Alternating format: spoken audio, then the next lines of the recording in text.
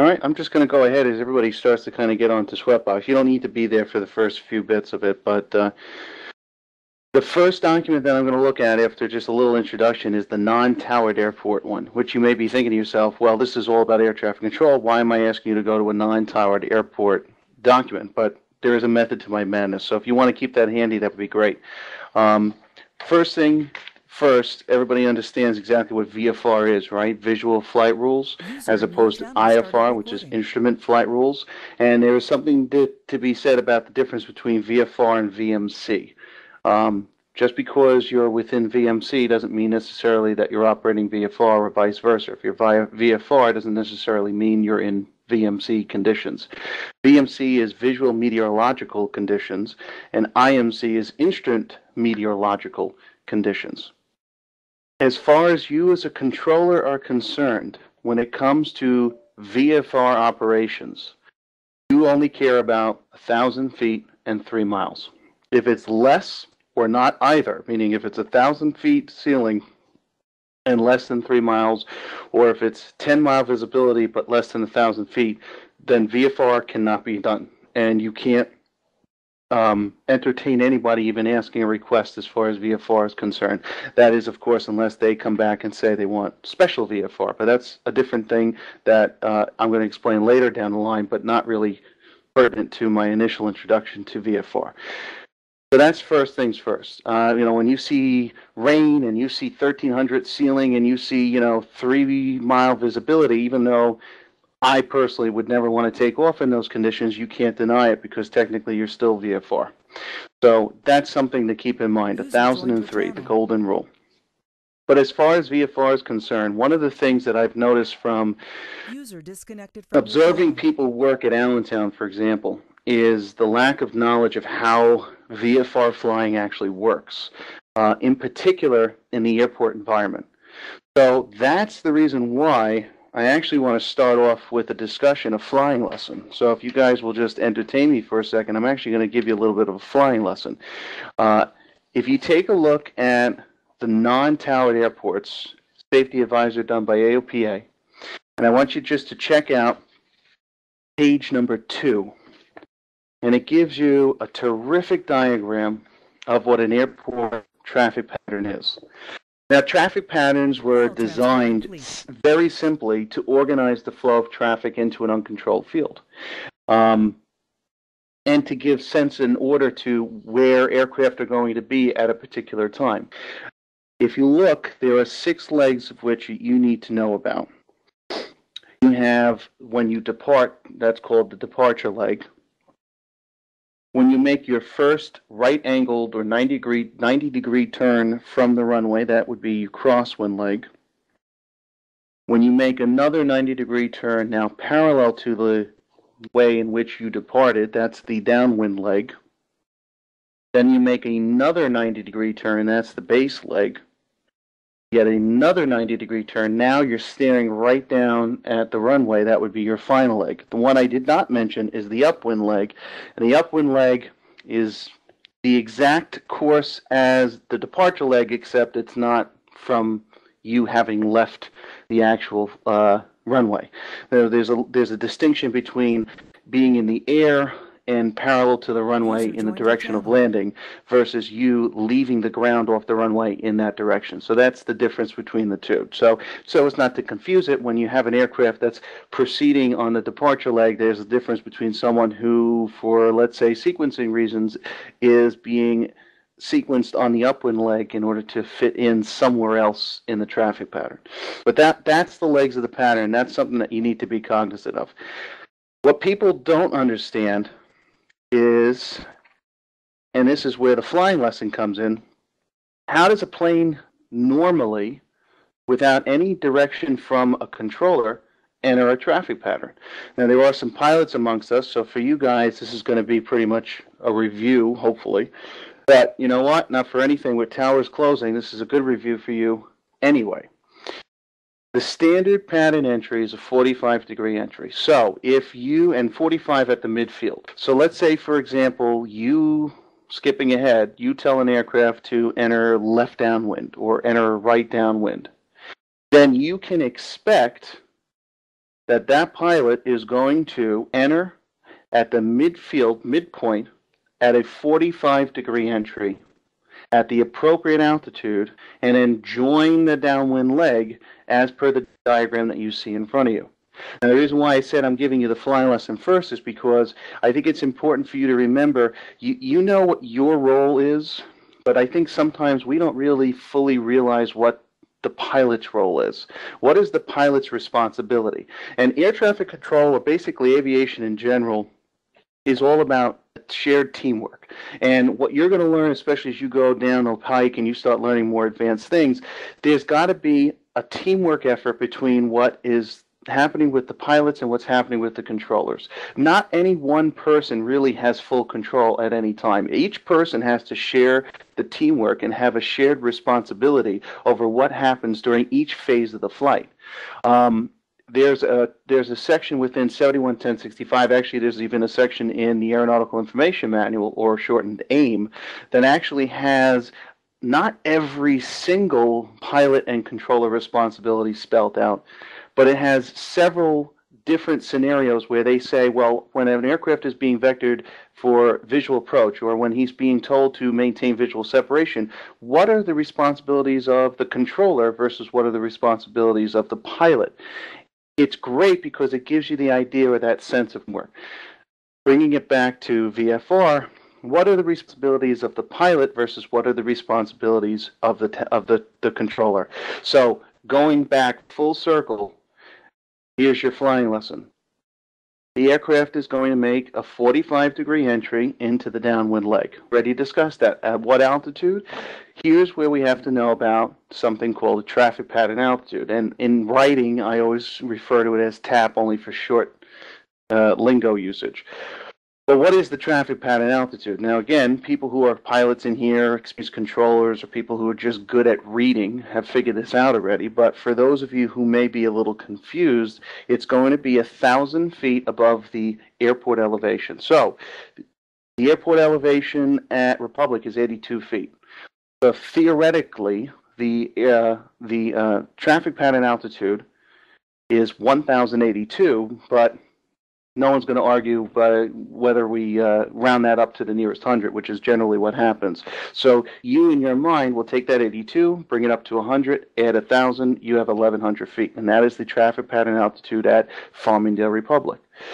Now, if you take a look at Allentown, let's say Allentown, for example, and you didn't look in the AFD, all you did was look, say, at a sectional for Allentown Airport, and you wanted to know what is the airport elevation of Allentown. Does anybody off the top of their head happen to know what the airport elevation is for Allentown Airport? About 300 feet. Yeah, actually, it's closer to 400 feet. It's actually 394 feet. And if anybody has skyvector.com open right now and have it centered over Allentown Airport, you will see that on the top, you'll see in light blue, it's not encapsulated in a box, but it's a segment that has Lehigh Valley International with parentheses ABE. Underneath says CT, which means Control Tower Frequency, followed by the ATIS, and then in script, in slightly smaller font, you see the words, you see 394, and that gives you the airport elevation. So we're going to take 394, we're going to round that up to 400. Add 1,000. So the first traffic pattern altitude that you need to keep in your mind is 1,400 feet. So the traffic pattern altitude here, 1,400 feet.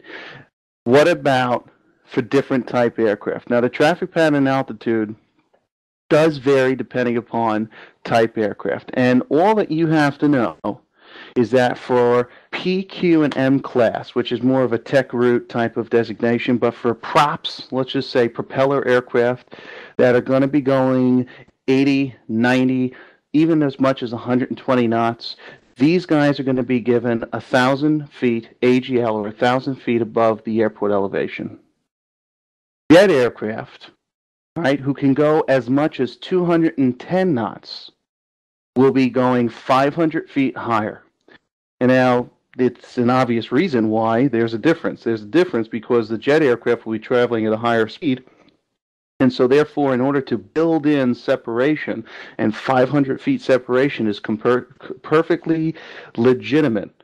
So to have that 500-foot separation between the higher jet at 1,500 AGL versus the propeller aircraft going 1,000 feet AGL, then we don't have to worry so much. We can just let the guy at 1,500 go a little bit farther, a little bit faster, turn him in, and then worry about what's going on underneath him. So that's something else that you need to be aware of. So if we just establish that 1,400 feet is for propellers, let's add 500 and assume, okay, well now at Allentown for jets, we're going to give them 1,900 feet. So 1,900 for jets and 1,400 for props or single engine piston planes or even turbine, anything that can go, say, anywhere between 70, 80 knots to about 120 knots.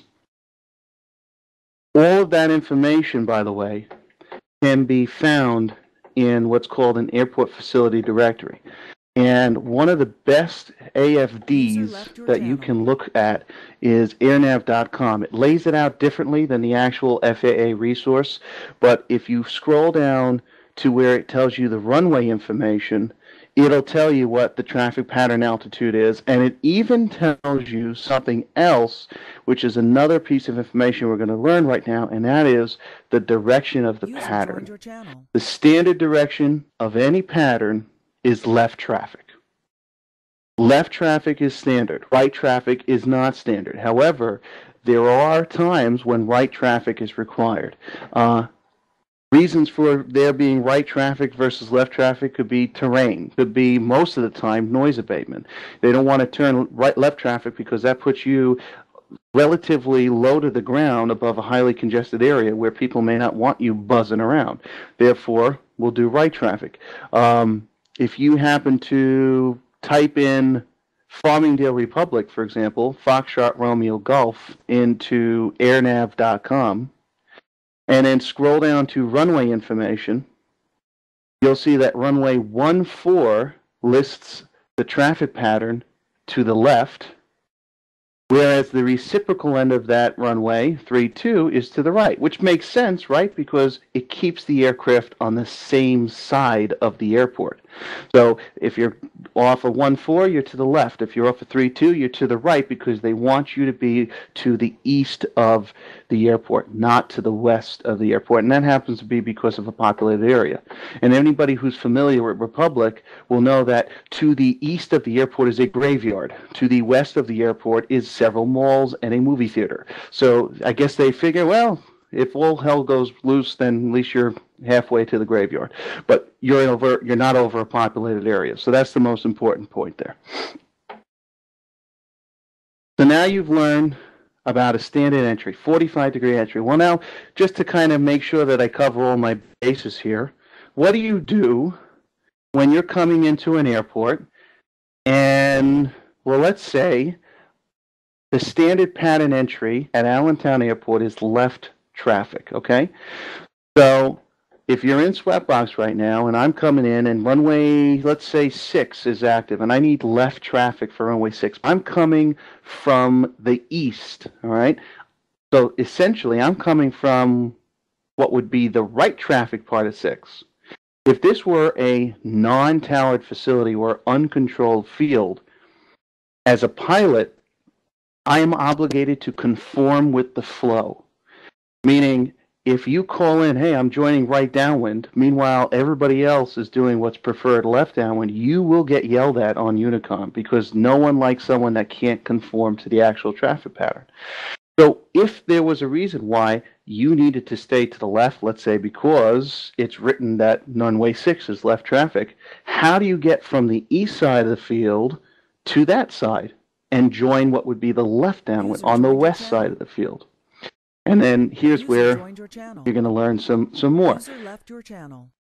The rule, technically, is to cross overhead the top of the field at 500 feet. But there's a problem with that. If you reference the propeller altitude, which was 1,000 feet AGL, and you cross over 500 feet above that, does anybody see any problem with that?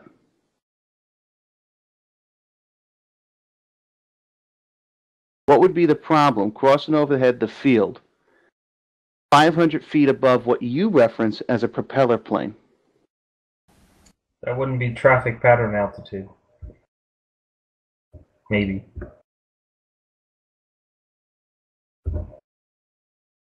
What did I mention before as far as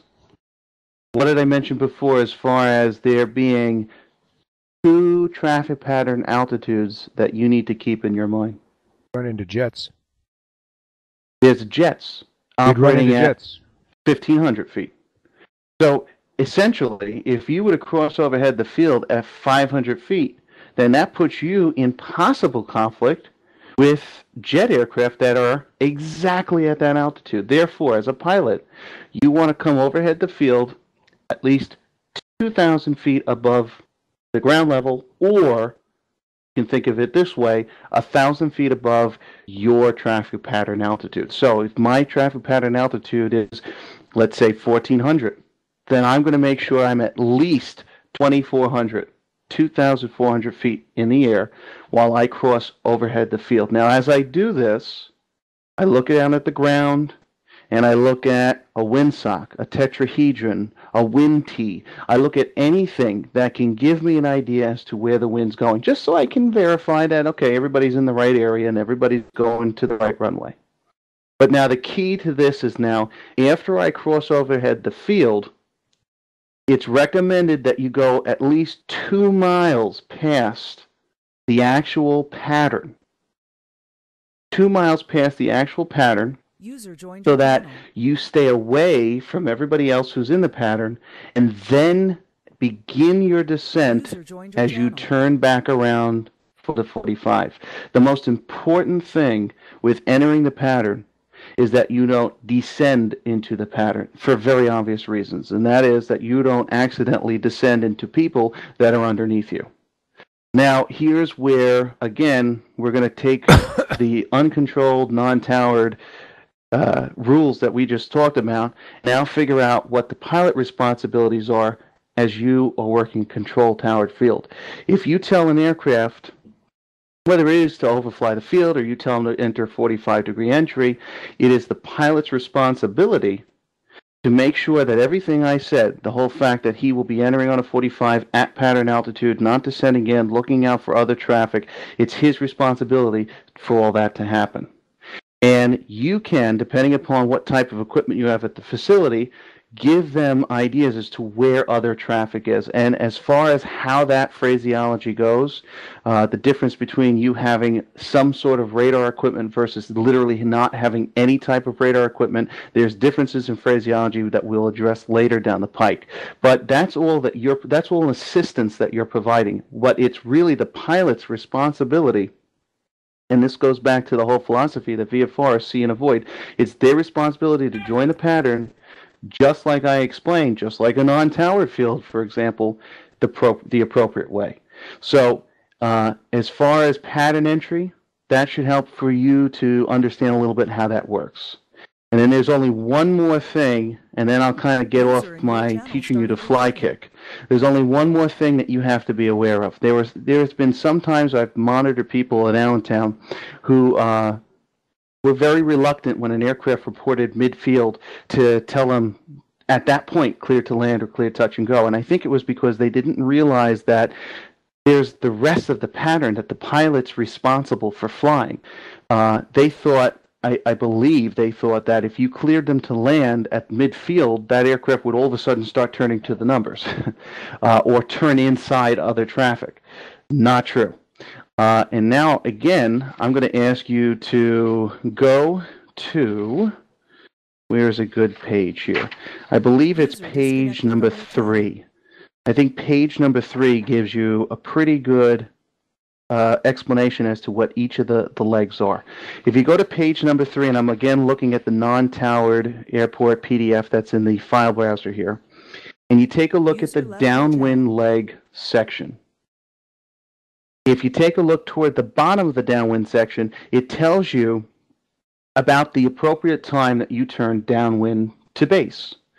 And this is what would solve that misunderstanding about whether or not you can tell an aircraft midfield to land or clear touch and go at that time. They're not going to turn. This is, again, the pilot's responsibility. They're not going to turn final at that time. If they know exactly what they're supposed to do, if you look at something like the third bullet down, not talking to the sub-bullets, but the third main bullets down, says continue on downwind and plan to turn base so as to achieve a 1/2 to 3/4 mile final leg. And then if you look underneath that, the suggestion is turn base when the aircraft is 45 degrees to the approach end of the runway. Now, I was taught, and I think there are many other pilots here who were taught, that you kind of take about the approximate half of width of your wing, and you say, okay, that looks about the half width of my wing, which is approximately a 45-degree angle from my plane to the end of the runway, and it's at that point I'm going to start my base turn.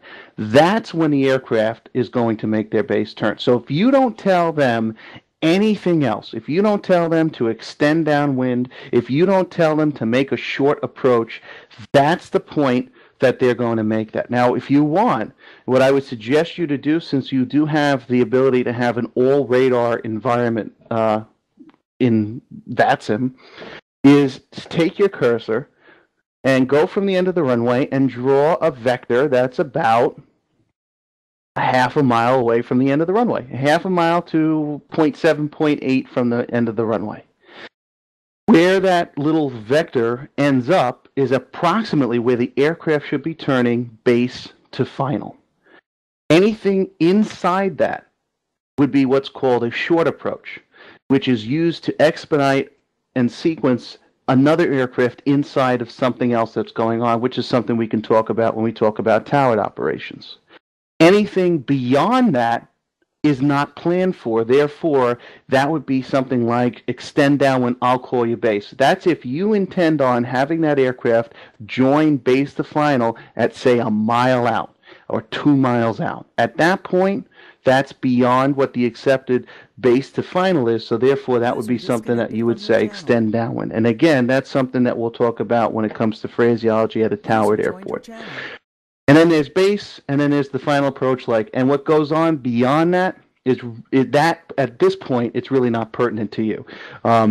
Because as a controller, what happens at that point is not so pertinent, except for one thing, and that is speed.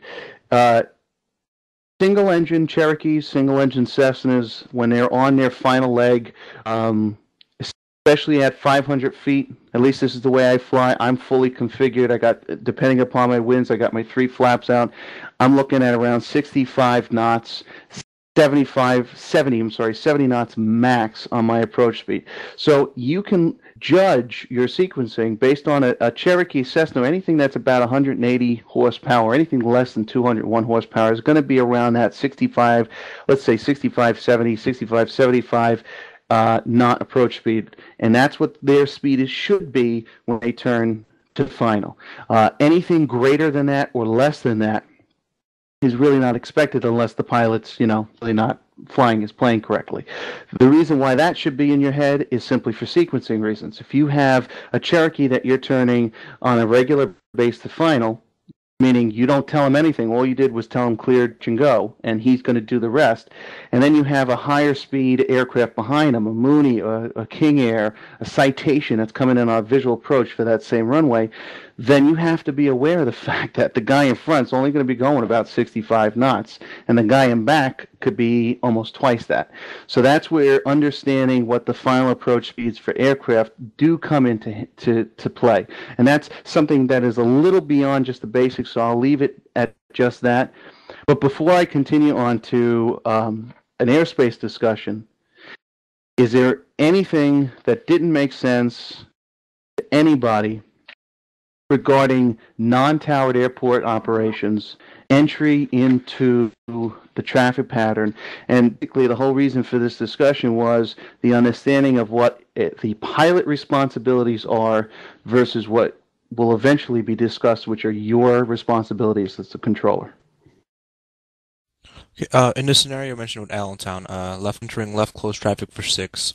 If you were to, is it possible to, if you were entering from the east, to enter the crosswind, or if you're going from the south to enter the 45 on the upwind? You wouldn't enter on the upwind, but you could sequence aircraft into the right downwind. Just because left downwind is preferred doesn't mean that you don't have that other traffic pattern unless it's for terrain reasons at your disposal. It's just not the preferred method. If you have an aircraft from the east and he's coming in for touch and goes, what I would do is have him join the right downwind just to make it easy and accommodate the flow for the rest of the field. But then as he's, as I give him his clearance to touch and go, I'm going to make sure that he's going to make left traffic. Does that make sense? So I'll join from the right, but you're going to do everything off left traffic.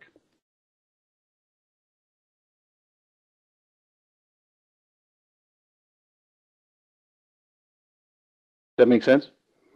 Yeah, I kind of lost. You said join from the right, but enter left? If he's coming from the east, you want to join right traffic for 6, right? So that he's joining the right downwind. But the intention of the aircraft is to remain in the pattern. Then I would inform the aircraft that he is to make left traffic on the go.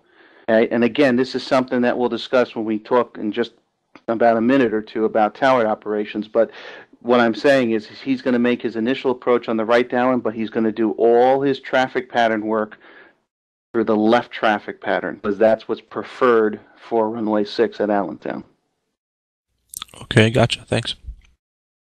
And again, terrain becomes a factor. I believe Santa Barbara, for example, you can't have the guys at Santa Barbara, California, on extended downwind for a long time. Otherwise, they'll go extended downwind right into a mountain. So, I mean, you have to understand the terrain also. We don't have terrain factors here very much, so it's not that much of a consideration. Most of the issues with patterns here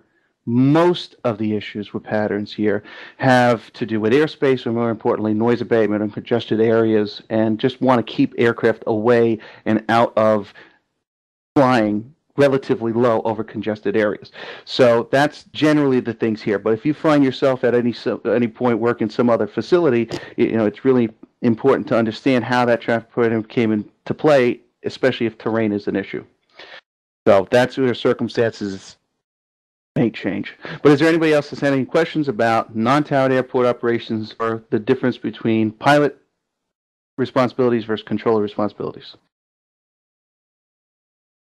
Awesomeness. So now, before we talk about controller responsibilities or controller operations at controlled or towered fields, let's just take a real quick look at airspace so that we can understand all the different types of airspace that are there. Now, if this were a full 100% airspace discussion, we talk about all airspace, but I don't want to. I want to talk just about BCD. Class G is actually, we did cover that because Class G airspace was all that non-towered stuff. But because we're going to really focus on working at a towered facility, I want to talk just about towered airport airspaces. So we'll start from D and we'll go up to B. If you have your airspace for everyone document up and you scroll down to, I believe it's page. User left your channel. Page something. I think it's the first one, right?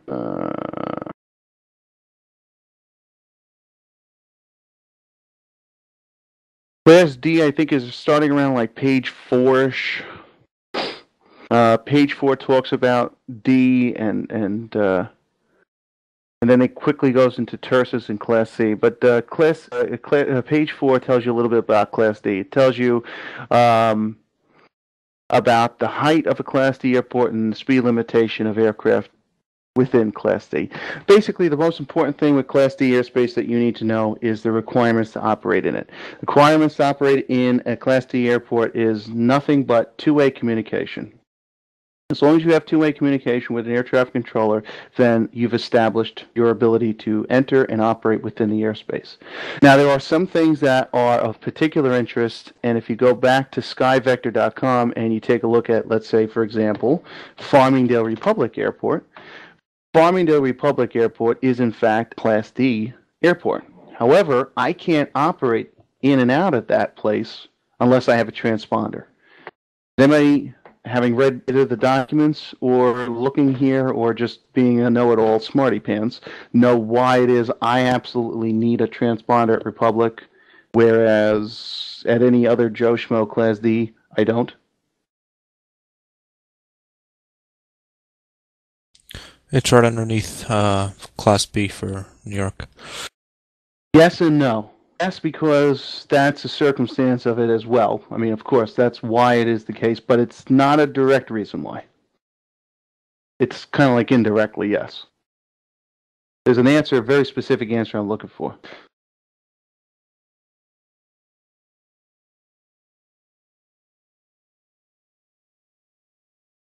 Now, the reason why I say it's an indirect answer is because you'll find that Class Bravo airports will have this 30 nautical mile umbrella that happens around the circumference of the Bravo airspace, and that's the 30 nautical mile Mode C. That means even if I'm operating at a Class G airport within an airspace, I still got to have transponder when I'm within the 30 nautical mile Mode C. The Republic Airport, for example, is a Class D airport. But because I'm within the Mode C veil, which is what that's referred to as, I need to make sure that I have a transponder. Now, because I don't need a clearance, don't confuse the need or requirement to have a transponder with the need or requirement to have a discrete squawk code. I never ever said that. Therefore, it is perfectly okay for me to just simply turn my transponder on Mode C, which is the altitude reporter, and simply keep it set at the standard VFR transponder code, which is 1200. Now, just to real quick kind of explain myself here, what is this whole idea between having a discrete code versus a non-discrete code from an air traffic standpoint? Does anybody know?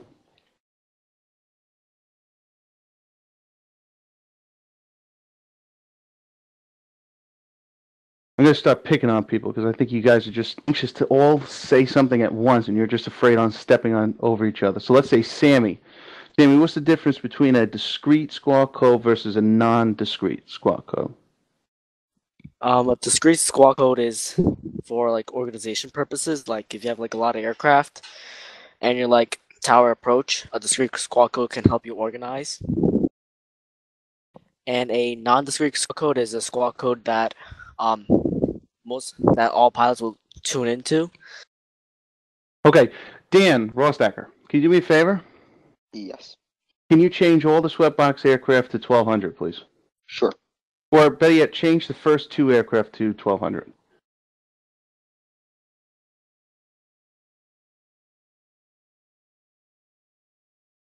Can everybody do me a favor within Sweatbox? Can you all go to settings, radar mode, and set it to anything that is radar, like ARTS, STARS, DSR. Of those three, just set it to one of those. Preferably, you know what, go to DSR mode. This is a very good way to put it. Okay, when you do DSR mode, Sammy, you're in Sweatbox, correct? Me? Yep. I'm on Euroscope, so I don't have DSR mode. Okay. Do you have any? I hate Euroscope. That's just my own self. Does anybody have a way of showing it like a FAA radar like mode? Does anybody Euroscope related know exactly how that works? No, it's not much. It's not much different for Euroscope from a discrete to a non-discrete. All right. Well, the way it really works, I don't know what's going on with Euroscope, but the way it works is anybody who has VRC, for example, if you see the first two lead aircraft, and if you were to hit F1, and this is VRC, I'm talking VRC, and David Oliveira's here. I know he's very well versed with Euroscope. You guys can certainly pick his brain because he knows a lot about it. But if you were to hypothetically try and find out or figure out what that aircraft's call sign is, what his aircraft type is, how fast he's going, all of that information You don't know, and you can't ever find out. Because all that aircraft is showing you is what the transponder says his altitude is. The reason why... Oh, thanks, A-Dog, I appreciate it. You didn't even think about doing that. If you guys look at the file browser, there's a picture now that's entitled Squawk Code, and it's exactly what I was talking about. So I appreciate that, A-Dog. No problem. So if you take a look at the first two lead aircraft, and you should see... Well, let me know when you guys all have that pretty much? Yep. Sammy, do you have that thing now?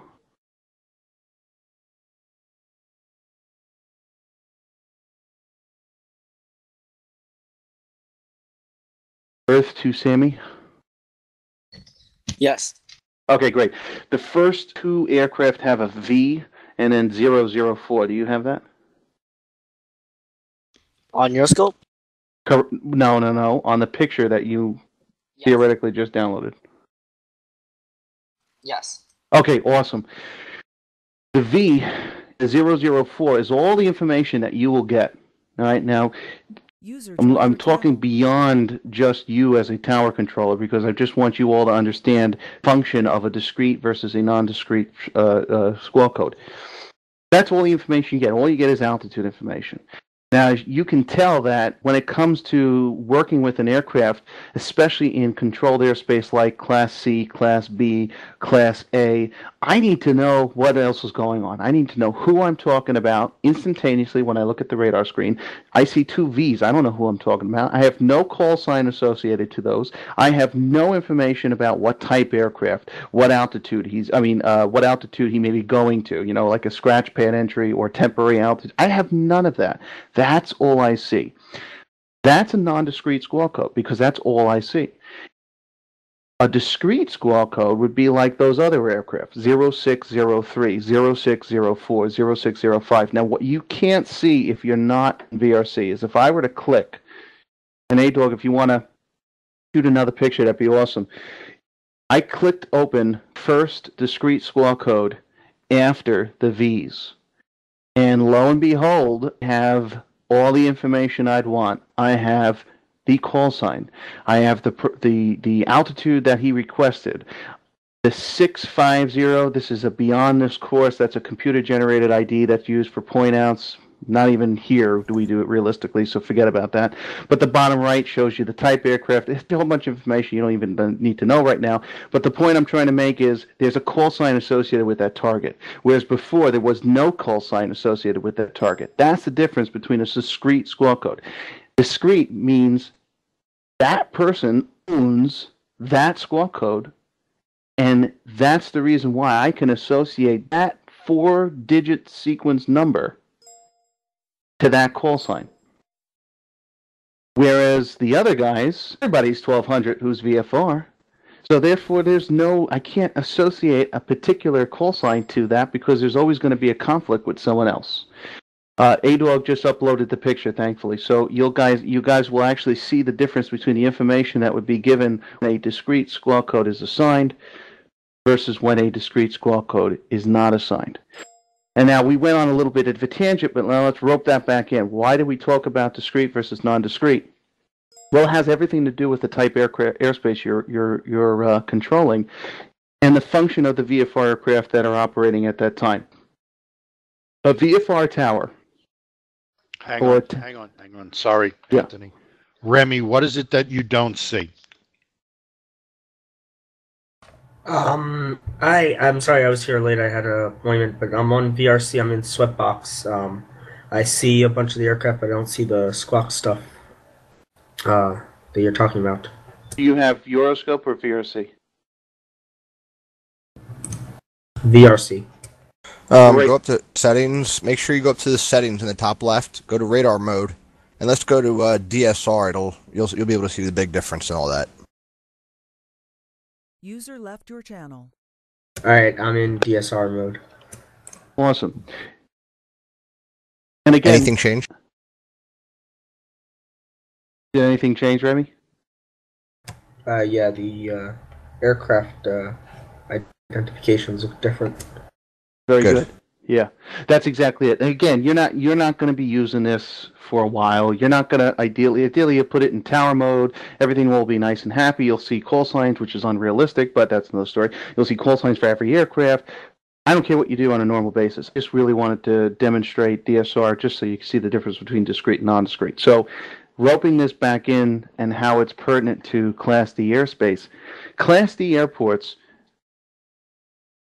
basically and normally are VFR towers. VFR towers mean that they don't have any type of radar equipment whatsoever. They don't have any way of identifying you other than looking out their window and saying, "Hi, Cessna," and knowing the registration by what's written on the tail. That's it. There are other towers, like, for example, Westchester. Everybody who's close in proximity to Kennedy, LaGuardia, and Newark have what are called limited radar approach control. And they have debrights and they have information in the tower that actually show a radar image of what's going on and enable them to assign squawk codes, give certain type of separation, traffic point outs. But a VFR power like Oxford, for example, has nothing. And the reason why I point that out is to basically tell you guys that there is no need for that radar stuff when it comes to working, truly working, VFR at a Class D facility. And to further rope this in even more, and this is the big punchline to my whole big gigantic discussion here, is there is absolutely no need to assign a squawk code to VFR aircraft operating within Class D airspace, or even if they're just in the pattern. Too many of us, even the seasoned veterans, assign squawk codes to aircraft that are just operating in the pattern, even at a Class D facility that's nowhere near anything that's worthwhile. There's no need and there's no requirement, and it's actually against feature just to do that. And what you have to keep in mind is that whole idea about what a VFR tower actually is. So when it comes to working with the aircraft, how do you do it? Well, how do they do it in real world? They literally keep a little, well, they do it with flight strips, but you could do it with a little piece of paper. You just jot down the call sign of the aircraft, and you keep track of where they are by taking your binoculars, looking outside, or using VATSIM and using the ability of tower mode just to kind of see where they are in orientation to each other, and that's it. There's nothing else to it. And this is like the first point at which we virtual controllers tend to over-control VFR aircraft. When a guy calls up at Allentown and says, "Yeah, or any Joe Schmo Class D airport, yeah, I want to do touch and goes," your response to them is, "Hey, that's great. Taxi via blah, blah, blah." And that's it. There's nothing else required. So get that out of your head about the whole idea of assigning a discrete squawk code at a Class D facility. And whatever exceptions that exist to that are not pertinent at this time, so we're going to keep moving on. I have a quick question. Now, yeah, go for it. When you're at like such like Allentown and you have aircraft doing patterns, like when you're kind of taking those notes, would it be helpful, still to have them report where they are so that you can kind of keep track of them if you have maybe 3 or so you kind of know they're kind of spaced out? That's great. Go ahead, Anthony. No, what were you going to say? I was going to bring up the fact that, first off, Allentown is a Class Charlie, which I'm sure we're going to get into in a moment here. And that might be why. I just meant a Class Delta airport, sorry. Well, even at a Class C, you don't need to give a discrete squawk code. And you want to know something that's pretty interesting, and this is very local. Long Island Islip MacArthur, okay, Class C airport, which you're all familiar on Long Island, has me squawk standby in the pattern. You know why? Because it wants Calverton approach, who's looking at the radar screen, to not see a bunch of targets just going around and around and around and around. So that's like the most epitome of the fact that there's no reason for a discrete squawk code. Now, it's a point of interest. If I am doing pattern work at Islip, they don't tell me to squawk VFR, they tell me to squawk standby. Why? Because as I leave Long Island, they tell me to squawk normal, I'm already at that discrete squawk code that will then get me identified by either tower or approach, depending upon who I'm going to. But that's Class C, and we'll get to that in a second. But to answer your other question, the sequencing and references, to where the aircraft are, in a non-towered airport, if you look at that non-towered document that I had before, it gives you a whole bunch of things about pilots having to report this, having to report that. You know, at a non-towered facility, if you're in the pattern, you're reporting I'm on the departure leg, you're reporting I'm on the crosswind leg, I'm on the downwind leg, I'm on the base leg, I'm on the final leg, I'm on short final. They're reporting everything. Why? Because they want to make sure that anybody else who's even thinking about getting closer there knows exactly where you are in the absence of a controller helping you out in that regard. You don't obviously have to do that level of reporting. You're not responsible just to kind of put a whole big continuous flow to my lesson here. You aren't responsible as a pilot to make all those reportings when you're working with a towered controller or a towered airport. But as you see, and more or less as a means of organization and efficiency, what you will often always do, unless otherwise told, is report midfield downwind. It's at that point where one of two things will happen. You are either going to be told to extend for spacing or sequencing, or told clear the lane, clear the option, clear touch and go, clear whatever. And so that's an pretty important spot. As far as what's going on elsewhere, now we jump to the controller's responsibility to be cognizant of what's going on and how he's going to organize the flow and how to point out aircraft and this, that, and the other thing. Does that make sense? Yeah, no, that makes sense. I fly sometimes in from Westchester to Orange County, and we have to do the non-towered stuff. Exactly. Orange County is a great airport, by the way. I like the fact that they opened up the restaurant again, but that's another story. Now, a VFR tower, still within Class D airspace. A VFR tower does not have radar. So the phraseology to point out an aircraft is going to be different than maybe what you're initially thinking. You may be thinking that a typical point out of an aircraft is traffic 2 o'clock 3 miles southeastbound, or there's traffic at your 2 o'clock and 3 miles, do you have them in sight? Problem is, you can't reference like that because you don't have a radar to do so. Therefore, your methodology, your phraseology for pointing out aircraft at a VFR tower, that is a Class D facility, other than those ones I mentioned before that happen to have that equipment, is you have traffic ahead and to the left. There's a traffic ahead and to the right. You're basically giving reference based upon logic and not based upon any sort of measurement that you can gather from a video map on your radar screen. So, you know, when we move aircraft in a little bit, and Dan's going to be so kind to do it, and I want to say to Cessna 5 Papa Lima, that there's aircraft that is turning base to final, I can say, Cessna 5 Papa Lima, there's a Cessna ahead to the left, do you have him in sight? And when he says you have him in sight, and then I can go, okay, well, you're going to be number 2 behind him, clear touch and go. But I'm not going to say, Cessna 5 Papa Lima, there's traffic 10 o'clock and 3 miles, do you have him in sight? Because I don't have radar to be able to do that. So do you guys understand the difference in phraseology when it comes to pointing out where other aircraft are? Kind of along the lines of what Alex said, is how do you tell everybody where everybody else is and sequence them? This is how you would do it at a true Class D VFR tower. Does that make sense? Affirmative. So, I mean, how many people, there's probably a lot of people that could raise their hand right now that have worked at Class D airport and said, oh, traffic 2 o'clock, 3 miles. Well, slap your hand on your wrist, because that doesn't really happen unless you have the equipment to do it. So people who work Farmingdale Republic, Westchester, Teterboro, Morristown, Caldwell, yeah, okay, you guys can get away with it. People who work at, off the top of my head, another Class D airport, Westchester, or any of those Williamsport. Yeah, Bridgeport, Oxford. I think Bridgeport has radar. I think Oxford is great. Oxford is the best one I'm going to give. Oxford is a true VFR tower, as long as it will last. Oxford is a great example. Oxford will never tell you traffic 2 o'clock 3 miles unless the guy's just using his own, opinion. Half the time, whenever I'm told you got traffic that's on a 2 mile final, I look and the aircraft like 50 miles out or 1 mile out. So it's all based upon whoever's controlling, but you have to just use the correct phraseology depending upon the equipment you have. Westchester has radar. I've been in the cab a few times. Yeah, well, that's Westchester was one of the ones I said you can get away with it. Oh, okay, sorry. Yeah, no, I mean, that's the difference between facilities that have radar and facilities that don't have radar.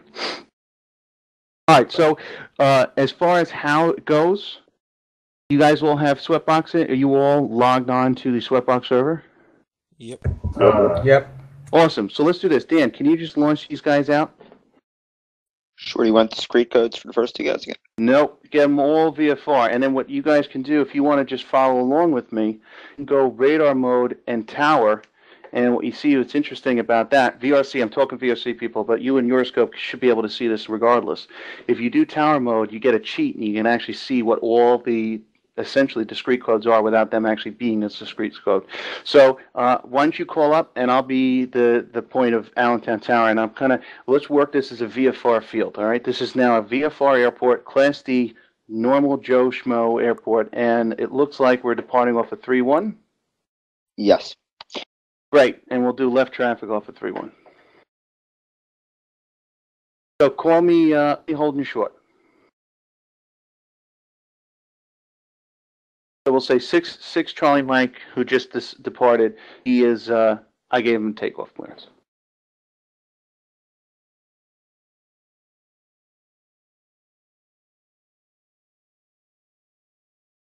Now, I don't have to, again, this goes back to pilot responsibilities versus controller responsibility. I don't have to tell this guy anything. He's gonna turn about a half a mile off to the departure end of the runway. He's gonna turn on his 90 degree to his crosswind, and then he's gonna turn 90 degrees yet again to establish himself in the downwind. He's gonna make sure to climb up to 1,400 feet, at which point he levels out.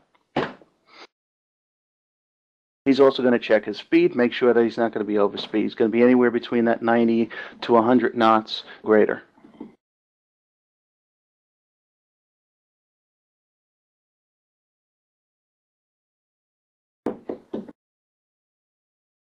So Dan, you play the part of the pilots for now. Sure.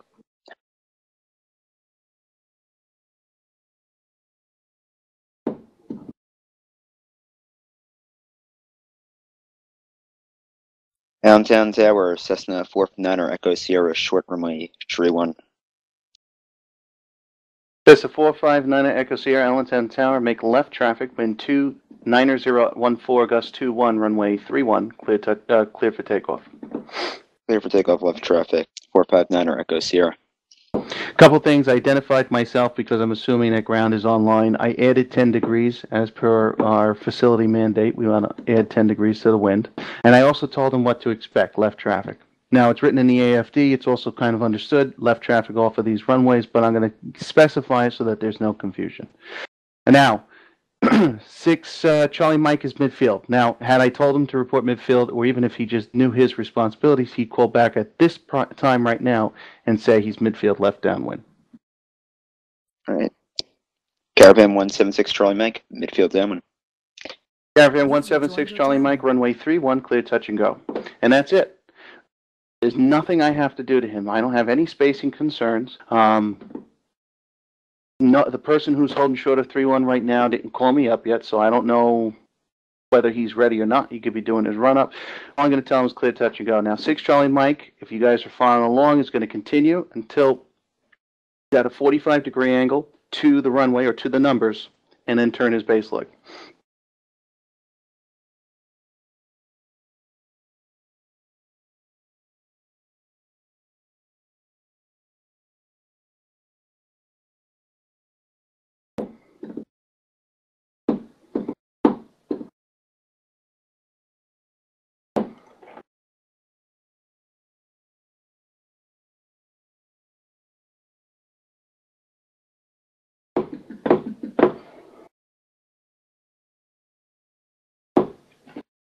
Now, Dan, let's launch a couple of these guys close to each other. Sure. All right, Cessna 465 Papa Lima, short runway 31. Cessna 465 Papa Lima, Allentown Tower, runway 31, hold short. Roger, we'll hold short runway 31, 65 Papa Lima. Now, I already gave landing clearance to 6 Charlie Mike, and if I were to give him a takeoff clearance, it means that his landing clearance to 6 Charlie Mike would have to be canceled. I need to make sure that that runway, when I say clear to land, is his runway. So therefore, I'm going to tell the other guy to hold short. Now, a couple things with the phraseology there is remember to always mention the runway rather, that aircraft needs to hold short of. So just simply saying, Cessna so-and-so, hold short, it does not suffice. It would be Cessna so-and-so, runway 31, hold short, so that they are completely aware of what they need to do.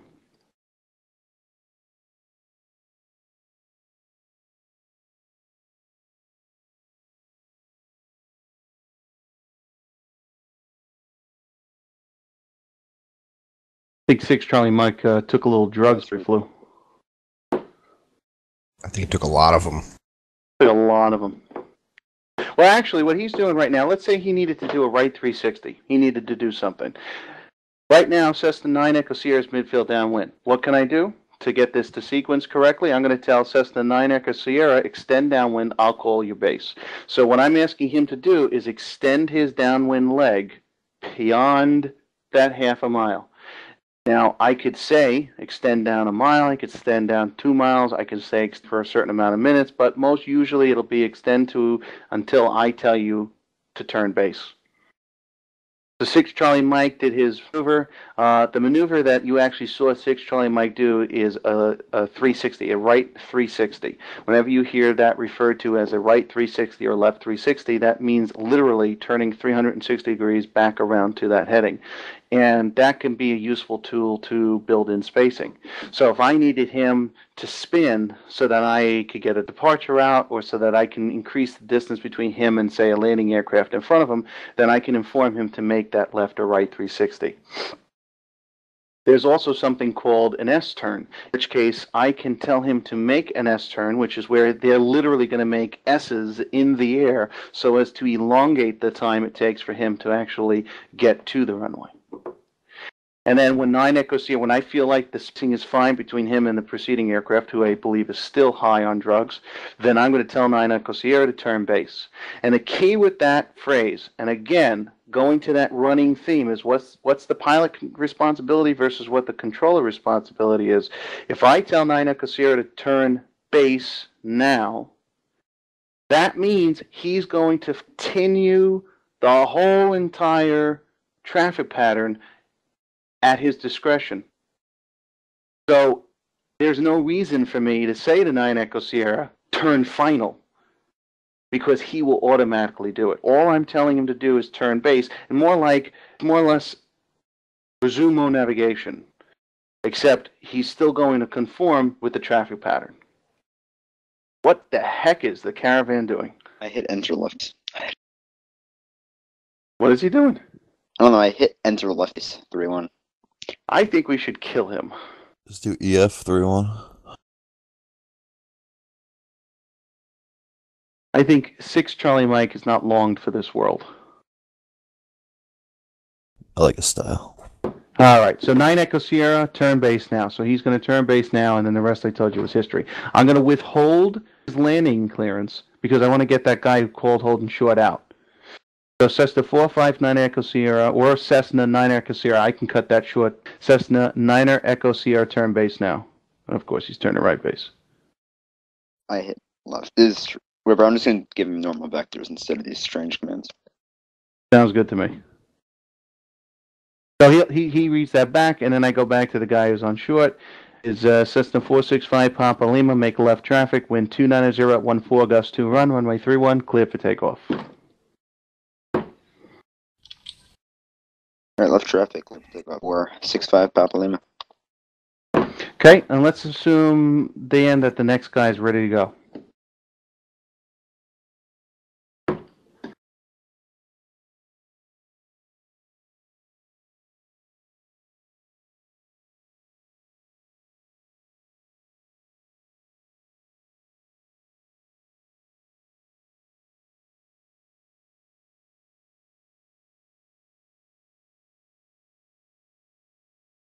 So, Cessna 131 Alpha Bravo, if everybody's keeping their scorecard up to date, is now holding short of the runway. Let's assume he calls.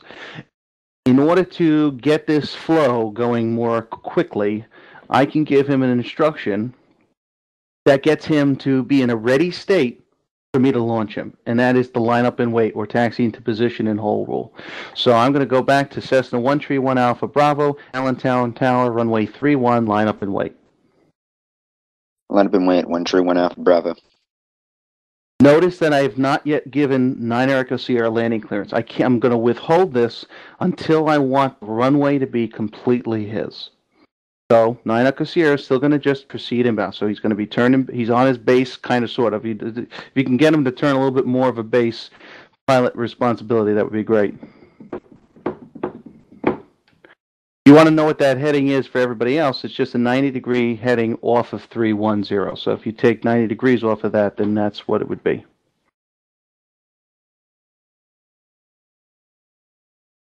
Cessna 131 Alpha Bravo, make left traffic, wind 290 at 14, gust 21, runway 31, clear for takeoff. Left traffic, cleared off 131 Alpha Bravo. Cessna 459 Echo Sierra, the traffic departing will be making left traffic, wind 290 at 14, gust 21, runway 31, cleared, touch and go. Now, what looks odd about this situation is the fact that 9 Echo Sierra never did a base leg. Dan, can we fix that for the other guys? Yep, sure. I think he's just a mess up of this. I think I got the command right for this one. Okay, can you kill 9 Echo Sierra then? I love it. Don't you wish that can happen in the real world? So, Cessna 5 Papa Lima's midfield. He calls midfield. I see there's someone waiting, but he didn't call me yet, so I'm going to give him touch and go. Cleared Cessna 465 Papa Lima, runway 31, cleared, touch and go. Now, notice I did not say the wind. I am not obligated ever to say the wind, ever to say the wind. The only time that changes is if you're dealing with a United States Navy aircraft. But it's most usually given as a courtesy because wind is always very dynamic. However, if you got a million guys in a pattern and you keep on reading the wind and reading the wind and reading the wind, or they acknowledge that they have the numbers in some way, shape, or form, you can withhold that information. It's perfectly fine. So if there's not a big change and I just read the wind out to a preceding aircraft, I can absolutely get away with saying Cessna 465 Papa Lima, runway 31, clear, touch, and go. Speaking of the wind, are you seeing, because in VRC right now, the weather panel's not showing me any of the weather, so how are you seeing all this? I type F2, started recording. and then I type KABE, and I get up at the top a little thing that gives me the wind and altimeter, and when I click on it, I get the full METAR. Okay, I got it now. Awesome. Now, Cessna 131 Alpha Bravo calls midfield. Now, I want him to sequence behind the Cessna. So, I'm a Class VFR tower. I have no radar. So, therefore, my information to him is Cessna 1 Alpha Cessna 1 Alpha Bravo, you're going to be number 2 behind a Cessna that's heading to the left. Do you have that traffic in sight? Cessna 1 Alpha Bravo comes back. Oh, sorry. I forgot we have an actual person here. Dan says 131 Alpha Bravo, traffic in sight. Cessna 1 Alpha Bravo, number 2 behind that Cessna, wind 290 at 14, gust 21, or I don't say the wind, I don't need to. Runway 31, clear, touch and go. Clear, touch and go, 1 Alpha Bravo. Now, when is 1 Alpha Bravo going to turn base? Pause. Can you pause right now? Sure.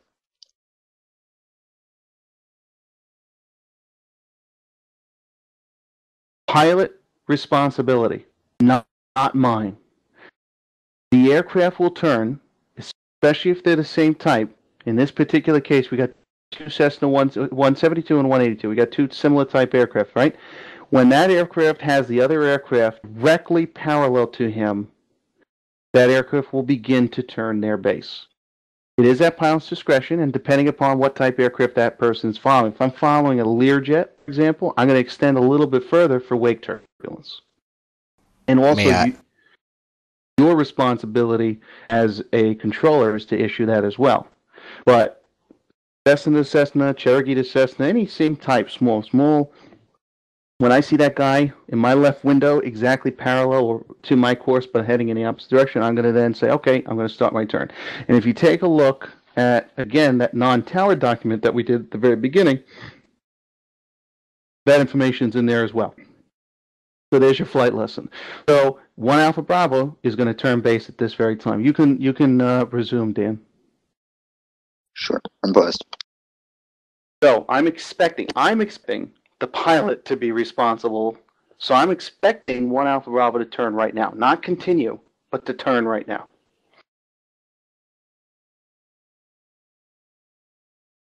Now I gave Cessna 1 Alpha Bravo his landing clearance. Did I? Yes. So let's say Cessna 3-1 Mike Kilo calls up, and I want to be adventurous. Let's say I want him to go right after the Cessna ahead doing touch and goes. Well, why not? Cessna 131 Alpha Bravo cancel landing clearance. Expect a late landing clearance. There'll be 1 departure prior to your arrival. Roger, cancel landing clearance. 1 departure prior. Cessna 3-1 Mike Kilo, runway 31, line up and wait. Line up and wait. Runway 31, 1 Mike Kilo. Cessna 465 Papa Lima, altitude speed permitting, turn left crosswind. Left crosswind for 5 Papa Lima. Cessna 3-1 Mike Kilo, that traffic ahead will be turning an early left crosswind. Make left traffic, wind 290 at 14 gust 2 run, runway 31, clear for takeoff. Left close traffic, clear for takeoff. Runway 31, 1 Mike Kilo. Cessna 131 Alpha Bravo, that traffic will be departing shortly. We'll be making left traffic. Extend your upwind leg until advised. Wind 290 at 14 gust 2 run, runway 31, clear, touch and go. Send the upwind, copy the wind, clear for the touch and go, 1 Alpha Bravo. Okay, pause.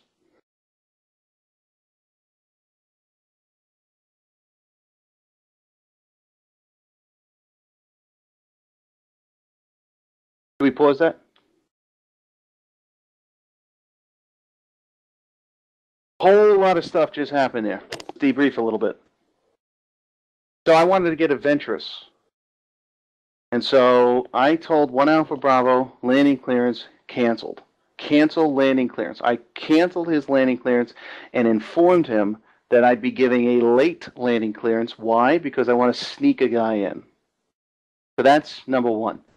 Number one is to know I can't tell a guy cleared to land because that assumes that the runway is his. But if another person's in position on the runway, or if another person is going to be departing the runway, now that runway is being owned by 2 individuals. Can't have that happen. So something's got to change. There's nothing wrong with saying cancel this, cancel that. Now, I told 1 Alpha Bravo cancel landing clearance, expect a late landing clearance. So what I'm allowing this guy to do is to proceed as normal all the way down to his approach leg, but that I will give him a late landing clearance. Just a fun fact, a fun little tidbit of information. If I never tell 1 Alpha Bravo clear to land, if those words never leave my mouth by the time he's short final, what is he, again, pilot responsibility, obligated to do? Go around. He is obligated to go around. So it's important that if you're going to mess with this and if you're going to kind of improvise and understand exactly what you have at your ability, you got to remember to keep that guy in mind and not forget about him. Otherwise, he's going to go around. So make sure you could tell. I've been told clear to land at like 300 feet above the runway.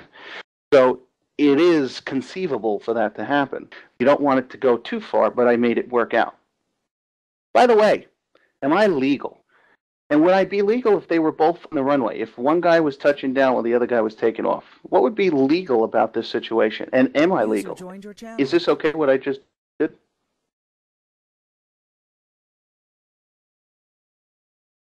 I mean, like you said, I think it's okay as long as 2 people aren't owning the runway at the same time. I feel like once the guy lifts off, it's then the Alpha Bravo's runway.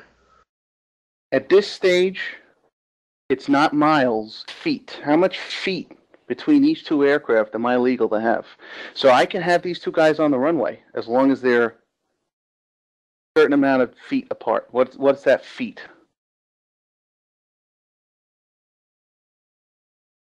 I've actually never heard this, but I'll take a stab at it. 2,500. I was going to say 25. 3,000. I think same runway separation. User in your channel started So what would it be? recording. Is it for me? 750. Who? 750. That's a little too low. 3,000. 3,000 feet. Oh, I called it. As long as I got 3,000 feet behind these two guys, legal. So in this particular scenario, I am 100% fine. Now, I gave one more little piece of information. Actually, two more. I gave an instruction to 5 Papa Lima. I said, altitude and speed permitting, turn left crosswind. So let's dive into that, all right?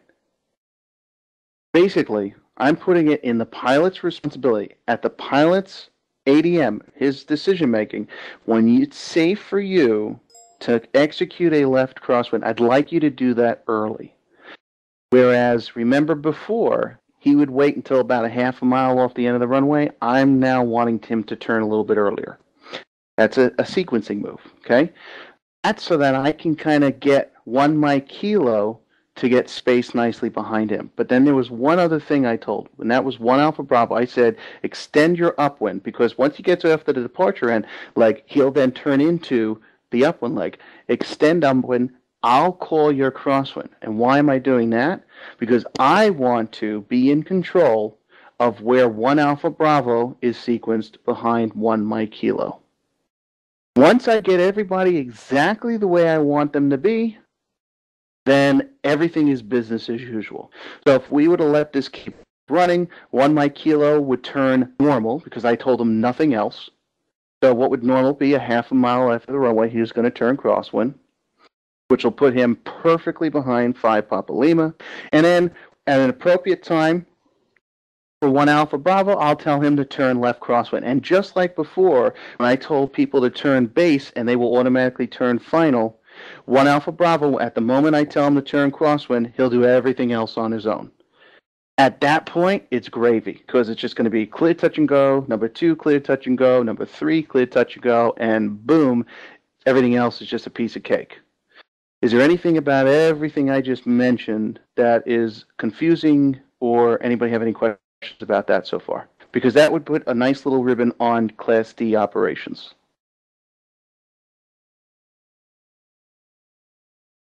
So you're all going to be VFR Class D superstars now, right?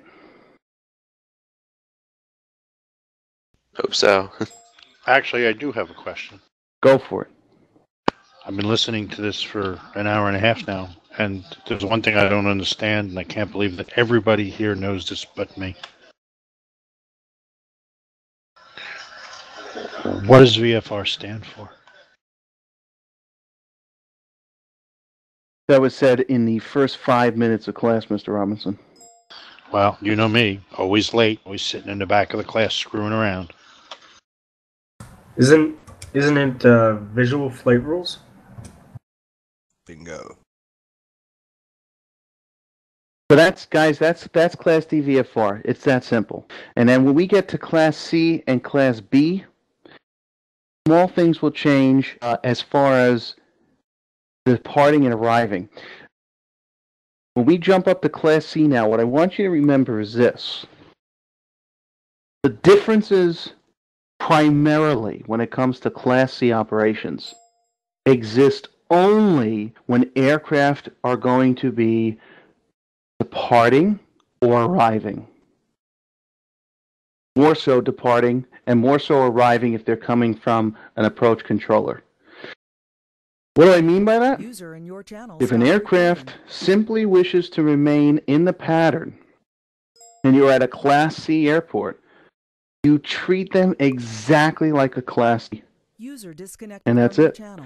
So if this scenario, User in your channel which is started at recording. Allentown, is exactly the scenario that's folding, is traffic that's in the traffic pattern at a Class C facility.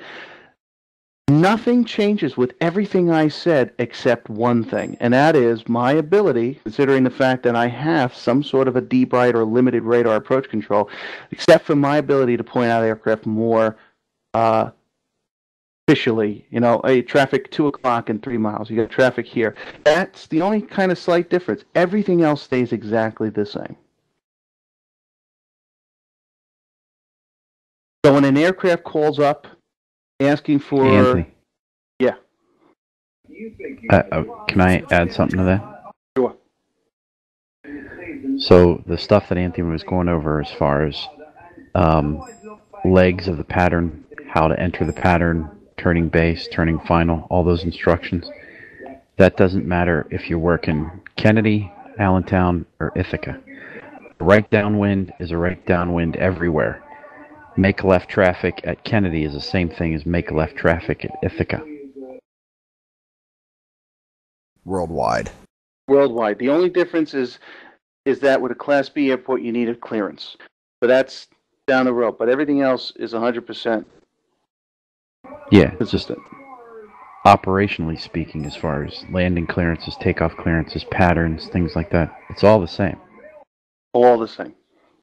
And that's the point I'm trying to make, is that it's why we spent so much time talking about, you know, you may have all thought I was nuts talking first about non-towered operations, but that's because I'm trying to explain to you that there's a consistency here that goes from the very essence of pilot 100% pilot responsibility at a non-tower field all the way to a Class B airport.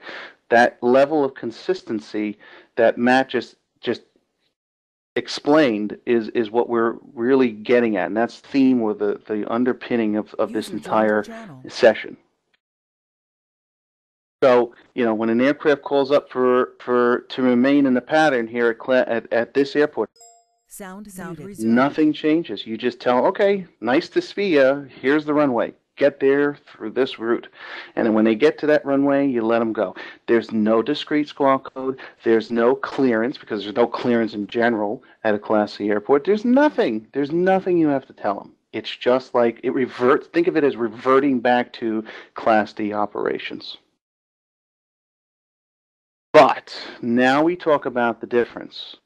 How is it different? Well, it's different primarily from a departing standpoint. When you depart a Class C tower, Class D tower, when you depart a VFR tower, I just want to know where you're going. Which way are you going? Are you going to the left? All right, I want to know that. Are you going to the right? Okay, that's nice to know that. Why is it nice to know that? Because in my head and on my paper with my flight strips or my notepad, I'm keeping a visualization of where everybody is who's in my control and where they are. So if I got guys that are in the pattern and join the pattern from the west and you want to go west, well, I think it's pretty important for me to know that's the way you're going. But there's even a trick to that.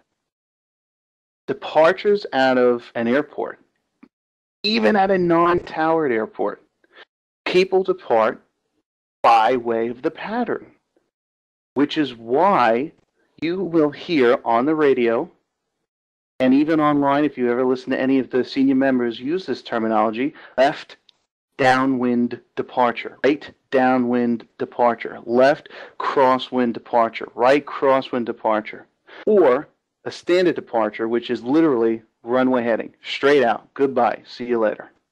That's a standard departure.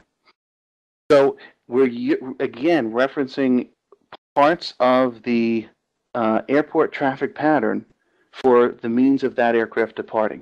And why is that so? That's because, again, we're putting them into a regular flow, and then how the actual departure happens, going back to pilot responsibility, it's not a lateral departure, it's a vertical departure. So when they enter the left wind, they're going to continue to climb. And continue to climb until they're outside of the pattern, and then they'll do whatever. So if I got an aircraft, let's say, going back to Allentown, let's pretend it's a Class D airport. If I want a guy, like, for example, Cessna 465 Papa Lima, to continue and make a left departure, then 465 Papa Lima will turn downwind, make sure it's laterally appropriate, but instead of stopping at 1400, he's going to continue to climb. Eventually, outside of my airspace, and then I never have to speak to that guy again. That's how Class D departures work. Pretty simple. All I care about is which general direction you're going so I can kind of fit you in with the rest of what's going on in my brain. Now here's the difference. Class C, different story. Class C, by nature of the fact that it's a busier airspace, I got to worry about approach, sending other aircraft into the airspace. I got to worry about conflicts going on and all that stuff. So how you exit the airspace is important to me. Not to mention the fact that whether or not you are going to receive services from a departure controller is also important for me. Now here I'm going to talk a little bit about local specifics, and I'm not going to spend too much time because I don't want to go much longer than an hour and a half. So I'm going to give you just a quick rundown of my VFR in Class C document and a clear VFR in Class B document, and then let you guys go or stay and ask me questions depending upon your prerogative. But the one thing I want to get out is, as far as Allentown is concerned, departures out of Allentown will all be handed off to a departure controller, which would be Allentown Approach. This is fairly unique to Allentown, only because I actually was speaking with the people from Allentown in order to get this information. But as per that document, whether you plan on departing at or below 3,000 or you plan on departing at or above 3,000, you're going to be handed off to a departure controller.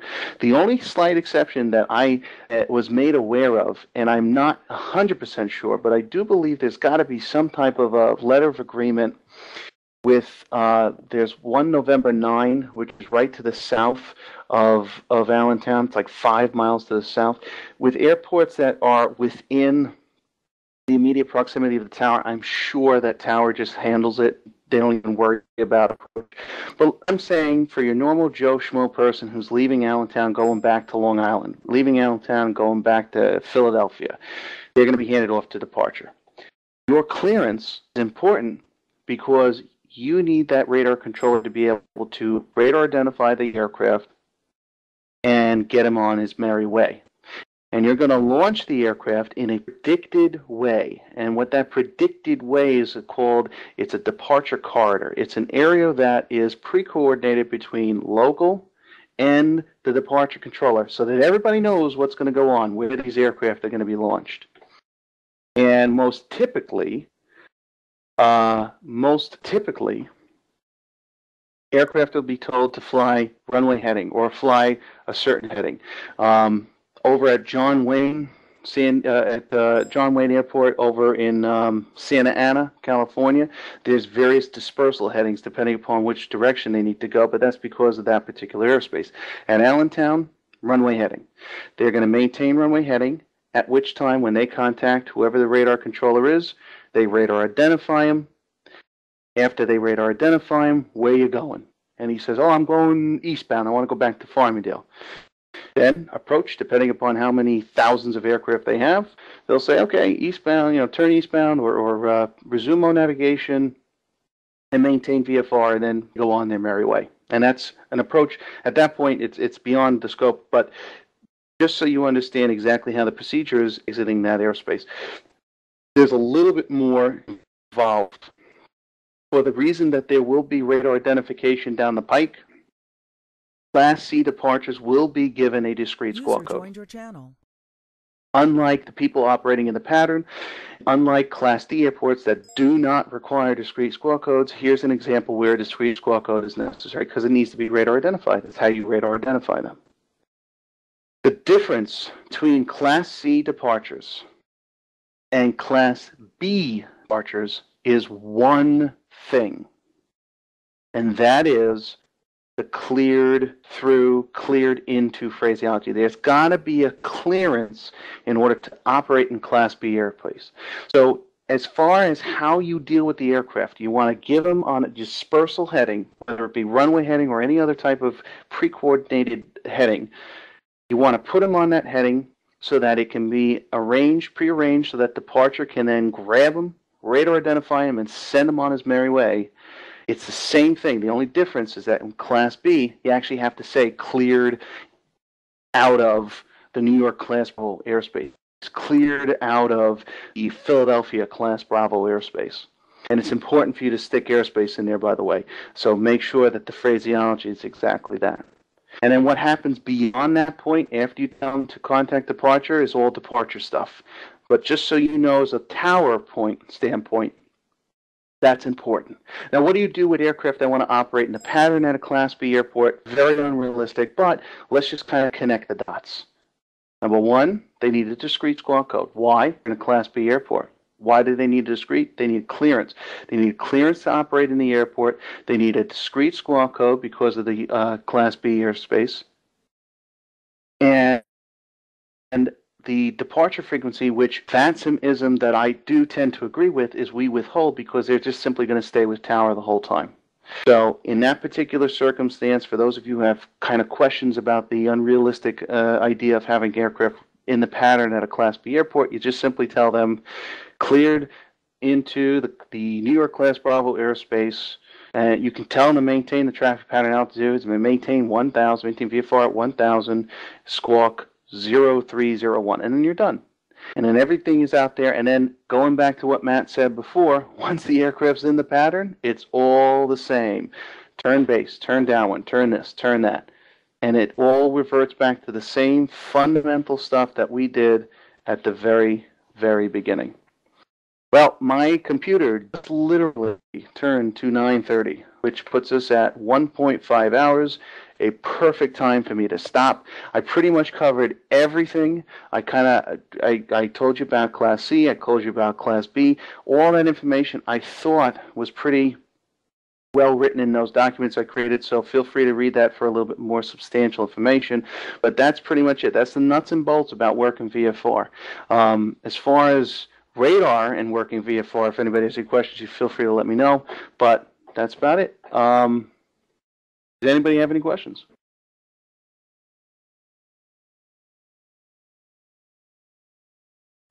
Anthony, thank you very, very much for a special Tower Tuesday presentation. Hell of a fine job, my friend. Absolutely.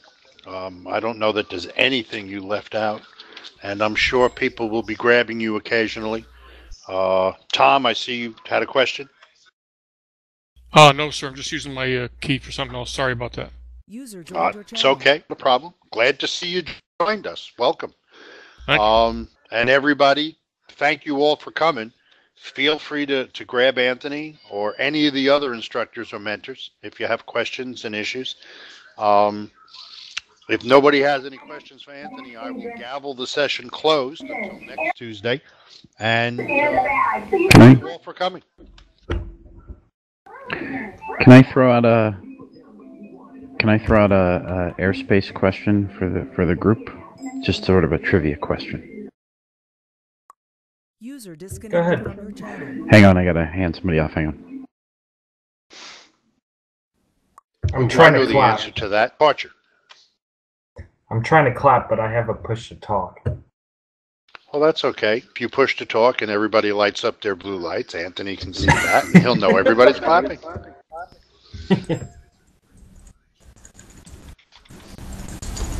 There you go, Anthony. Look at all the blue lights.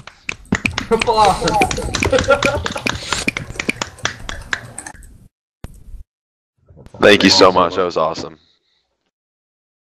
That was No me wonder why clapping you had to just make for the Mara extra a distance. special. No wonder why you had to make Mara a special steak dinner tonight. That's right. After Matt asks his trivia question, feel free to stick around and ask me any questions. If I seem to talk too fast about a particular topic, let me know. If I miss something, let me know. But I think pretty much I covered all the bases.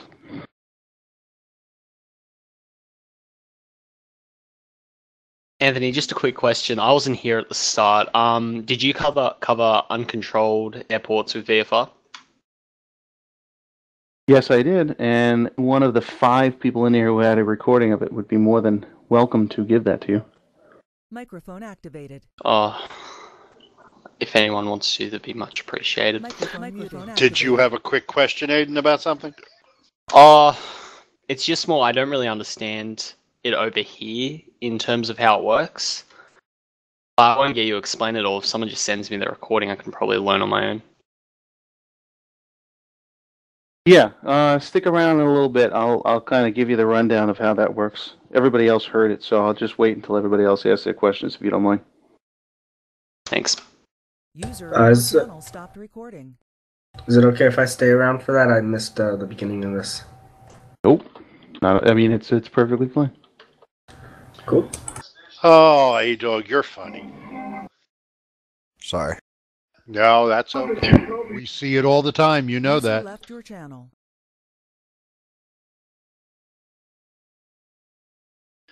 A-Dog, that's So- why we're big bastards here.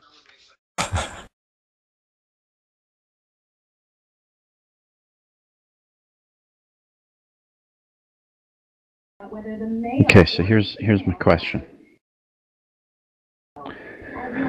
So Anthony just went over a nice lesson on a lot of VFR procedures. So imagine you're working the tower at I don't know, pick a Class D airport, Anthony. That's not.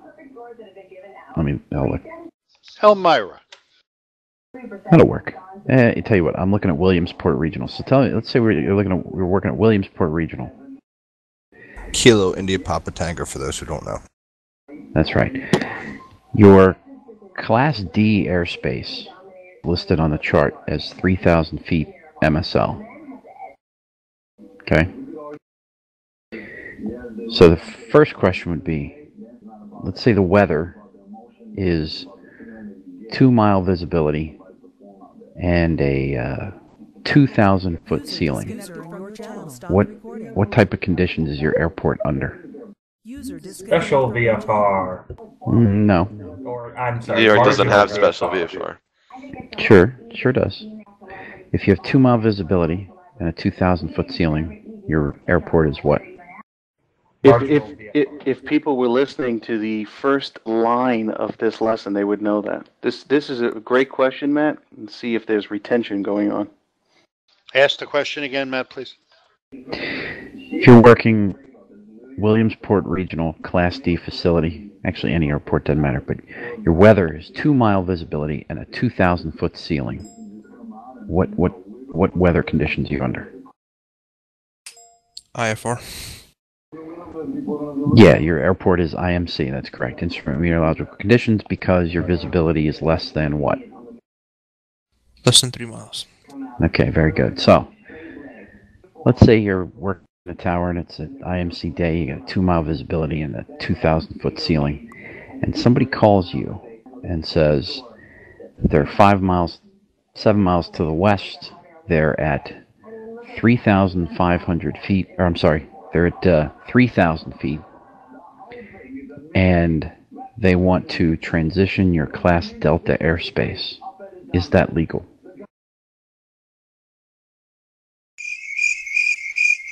Hey, ask that again, please. That's a trick.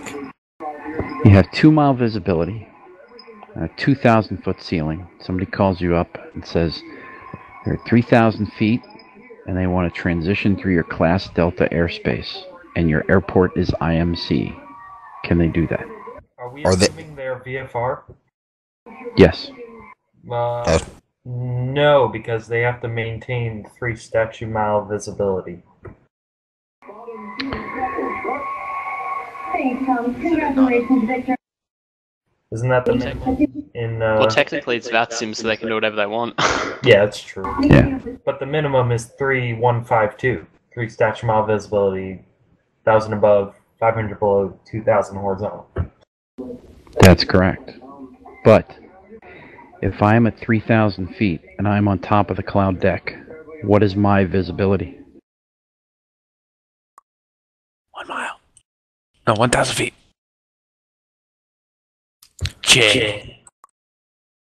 I mean, wouldn't that depend on how hot, where the cloud tops go to? Because they could start at 2,000, but they could go up to 5,000. Right, but I'm flying VFR. I'm legally flying VFR. Then you're golden. Yes. Yeah, because if you read the rule says that in order to fly in Class Delta airspace, you need 3-mile visibility, and you need to maintain your, 1,000 above, 500 below, 2,000 vertical clearance from any cloud, correct? Correct. Okay. The reason you can't land at that airport is because the rule says you cannot land at an airport in Class D. There's a difference between operating in the airspace and using that airport, if that makes any sense. But you could if you were special VFR and you could maintain Sure. clear of clouds and 1 statute mile visibility. As long as you have a thing. But again, that's special VFR. Right. Yeah, true. So even if your airport was 3 mile visibility and an 800-foot ceiling, you can go through the airspace. You just cannot land at the airport because the rule says you cannot operate below the ceiling in the surface area. It doesn't say that you can't be in the airspace.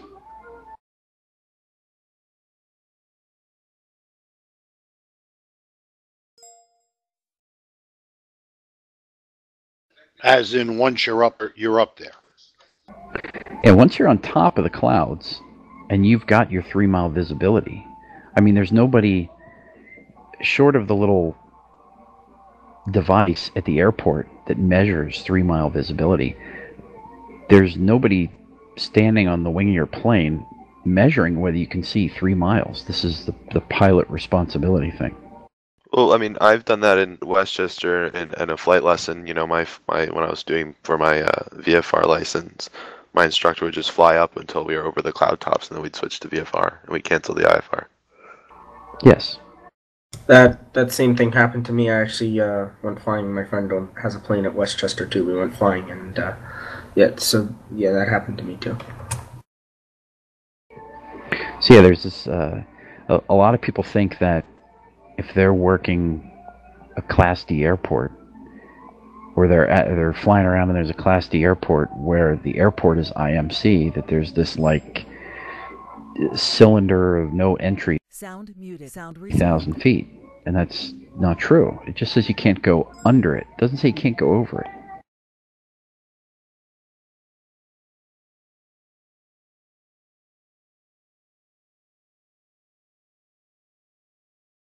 That was a great question. Let me ask you a question. Who's responsible for separation in that circumstance, working a VFR Class D tower? Pilot. 100%. Why? Because, I mean, I just feel like it would be the pilot's discretion, because that's what VFR is, you have to maintain visual separation. Yeah, he's employing the see and avoid, but if you remember, if it's a VFR tower, I got no radar. I don't even know where you are. And Right, if you're above a ceiling and I can't see you through my binoculars, then I can't provide any sense of, hey, there's traffic over there.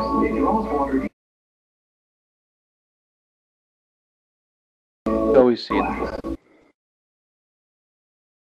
By the way, just a kind of addendum to this entire session. Any of you real-world pilots in here, please take a look at that operations at non-towered airports even more closely, especially with a lot of southern Connecticut potentially going dark as far as that's concerned. I just feel like the danger is only going to be the people who are just so numb to how to work at uncontrolled fields. That's where the danger is going to come into play. I mean, true. Matt was present with me at Operation Rain Check, and it was an unbelievable amount of stupid questions from our fellow pilots from the region about what happens. Can I ask a quick question? Yeah. I don't remember if you touched on this or not, but just very quickly, because no one else here has thought to ask it. What's the difference between handling these VFR aircraft and controlling helicopters? As far as nothing. Helicopters have less minimum, so they can operate 500 feet above the airport, which is what Dog had put in the chat window for Tower Tuesday. You can all reference that. Right, they will typically. In other words, the phraseology doesn't change, the rules don't change. And a Bruce, helicopter is just another aircraft. helicopter could be considered another aircraft, except helicopters will usually, because of their speed, typically fly the opposite leg. So if you got guys in the left downwind, you have helicopters operating in the same pattern.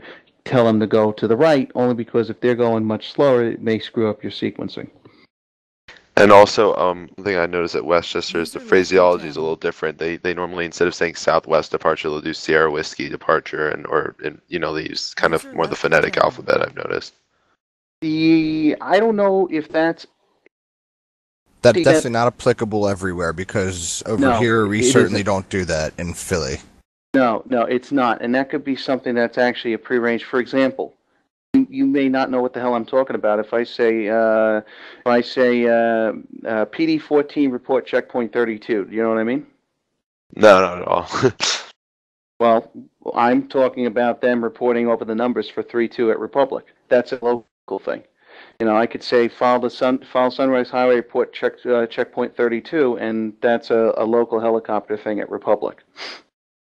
User So, left your channel. my intention for the session overall is to give you their necessities, and if you know of any of the more specific information, then whatever, use it as long as it's being used appropriately. I personally wouldn't care, but the important is the nuts and bolts of it. And Matt touched on it before, how there's that underpinning of relationship between all these things. Are all related, and the essence of what we were talked about is going to be the same no matter what airport you go to, barring any little things here and there. There is one thing that I would be remiss about not mentioning very quickly, is the idea about VFR reference points or reporting points.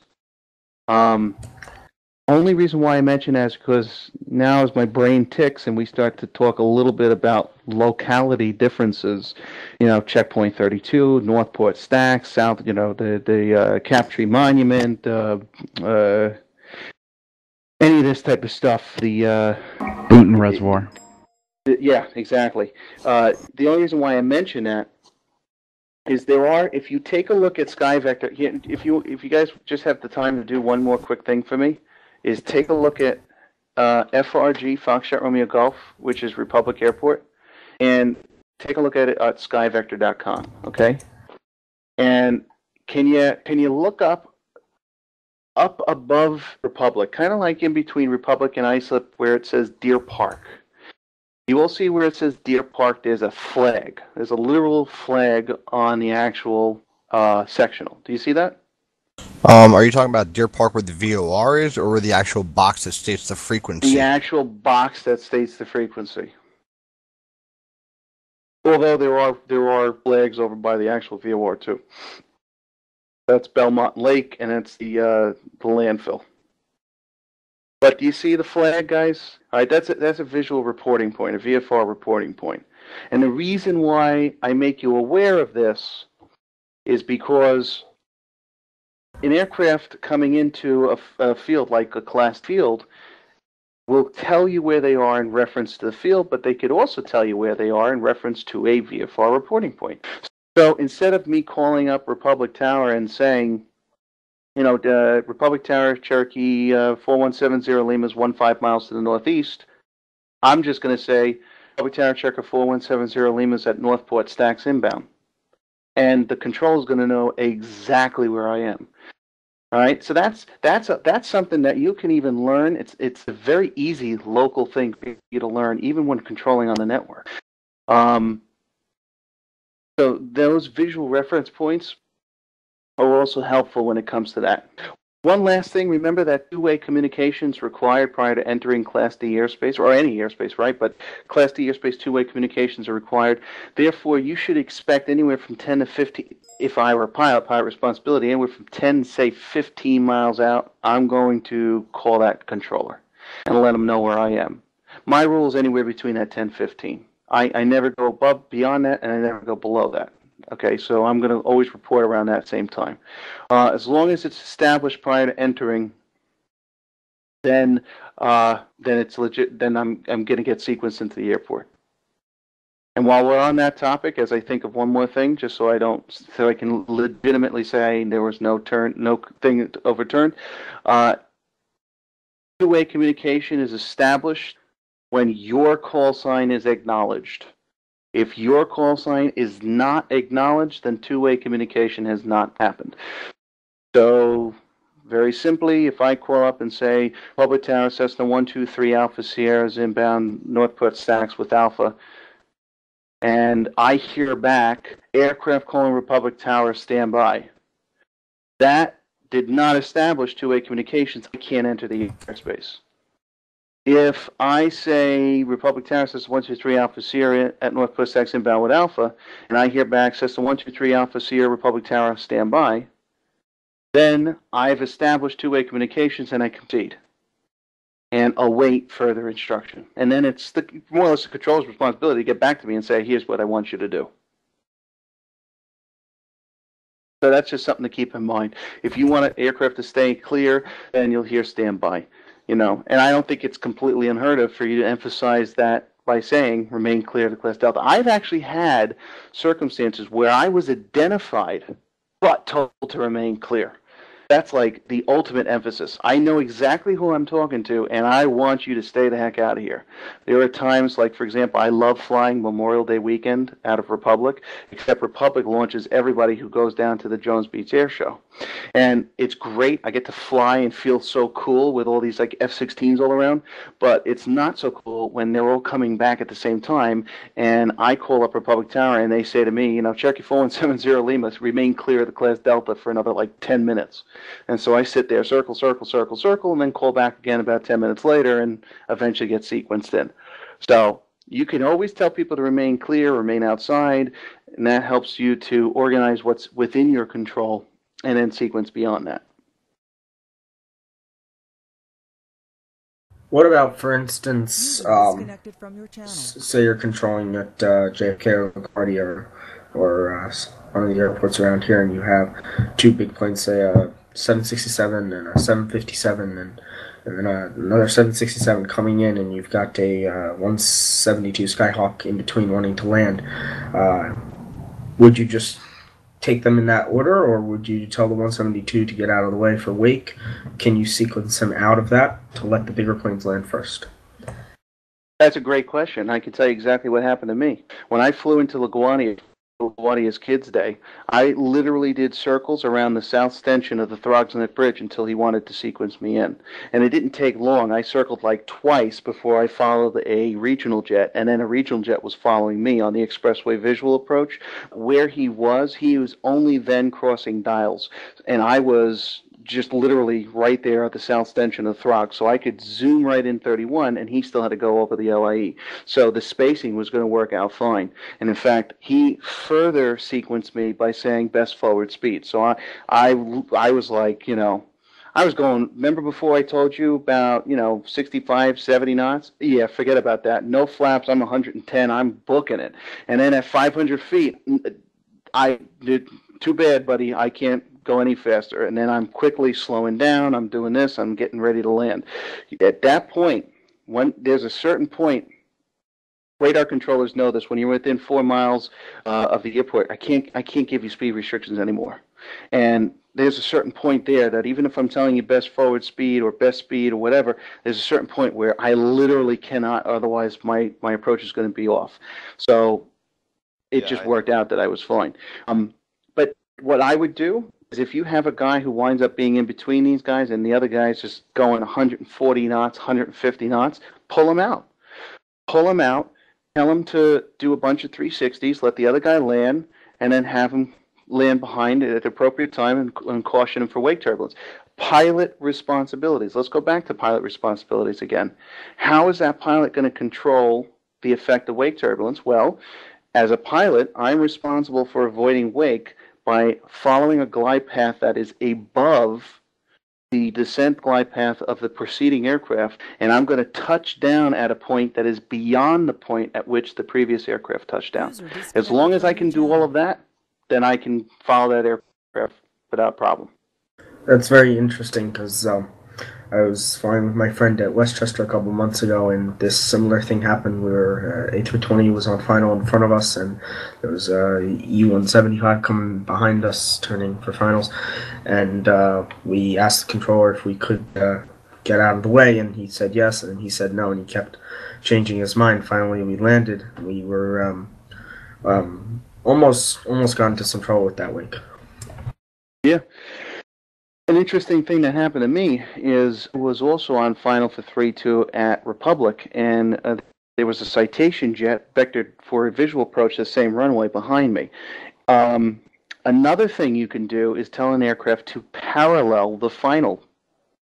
I was literally asked to parallel final. So what I literally did was I took myself off final and I moved over to what would, if you looked at the airport diagram, it is in essence is the upwind leg, right? Because you're technically going in the direction of landing, but you're not actually lined up with the runway. So I paralleled final. They let this Citation just boom right past me, land, and then I just swung right back to the right, back on final, and landed beyond him. So that's another thing you could tell them to do. Last Thanksgiving, it was Sunday going into Sunday night going into back into Westchester, so you have all the G5s and the G3s and the really nice aircraft, and I was coming in 1-1, and I literally probably just short final, he told me to do a right 360 and go around because there was a G5 landing on 16 and he caught up to me. So that was kind of fun. Similar thing happened to me at Westchester. We were landing, and it was runway 11. We landed, and we were supposed to do a full land. We're going to taxi to the terminal. We're slowing down through 40 knots. The guy tells us take off quickly because there was another plane landing, A320 behind us. Yeah, they're really bad. I mean, they're not bad over there, but I've seen so many things. I saw I was sitting on the right at Panorama, and I could see 16, and I saw the G5 go around or Reuter, and that was crazy. I mean, it's so loud when they give full power. Yeah, my friend keeps his plane at Panorama. So. Somebody was asking before, I think it was, I don't remember who, about is the pattern the same for a helicopter as far as a fixed wing and all that stuff? I just posted something down there about the approach for helicopters at Westchester at least, so I guess it depends on different airports.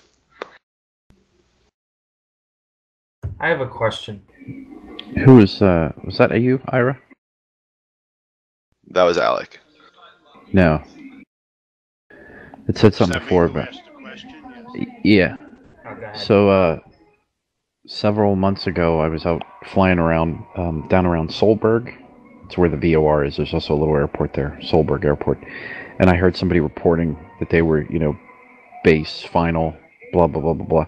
And I didn't really see, I didn't really get what was going on until I got a lot closer. But it was actually a blimp doing touch and goes. So they even used the same language. Well, yeah, and we see that at Republic several times a year because that's one of the places where they put the blimp for, Sunday night baseball and football games at the Meadowlands and baseball games at the stadiums and stuff. And that's one of the reasons why I asked the silly question. Our helicopters and blimps and all of that stuff, they're all considered aircraft. Do they all get treated the same? Just to exaggerate, just to take this to the furthest extreme, to put this all in perspective, even IFR, instrument, jets, even all these aircraft will reference the pattern. If I'm vectoring an aircraft for visual approach, I could tell the guy vectoring him for the visual approach is to make left traffic, so that he understands that if he sees I got the airport inside, okay, make left traffic for that runway, clear visual approach. He's going to conform to the pattern. We've heard them give that to the Thunderbirds and the Blue Angels.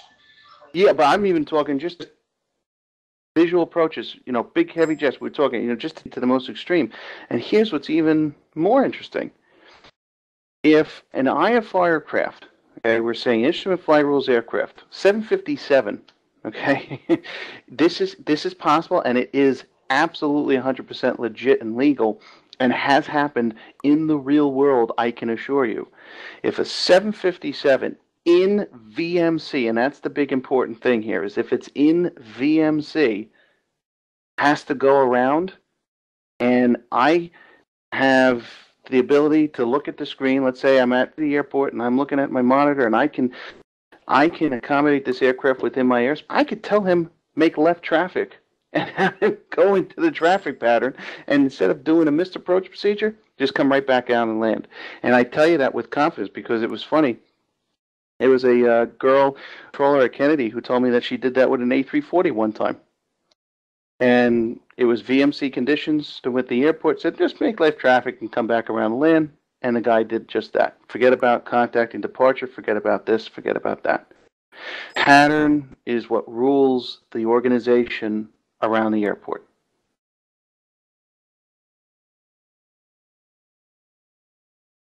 So there's the most exaggerated thing that I can think of that just tells you that that is the fundamental rule when it comes to organizing the flow of aircraft into the airport.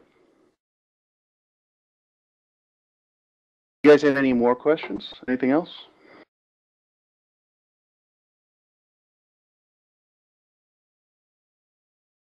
Cool. I take silence as a good thing. Anthony, again, thank you very much. Great session. Bravo. Take care, Matt. I guess I'm going to have to spring for dinner the next time I see you.